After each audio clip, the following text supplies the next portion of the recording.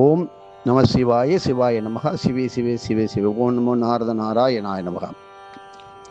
வருகின்ற 15/6/2026 திங்கட்கிழமை கூடிய அமாவாசை.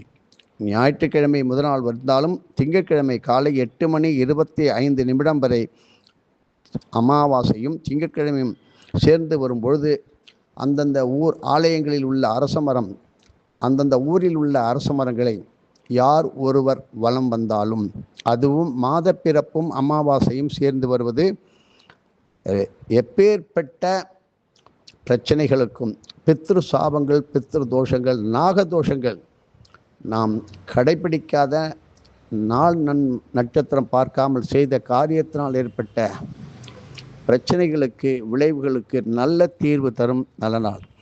இப்படி திங்கட்கிழமை அமாவாசை வருகின்ற பொழுது பல பேர் ஒன்று சேர்ந்து அரச மரத்திற்கு மஞ்சள் குங்குமம் வைத்து காலை முதலே, விடியற்காலை முதலே 108 1008 என்ற முறைக்கு நீங்கள் வலம் வந்து ஒரு சிவநாமத்தை பஞ்ச அக்ஷரத்தை ஓதுங்கள்.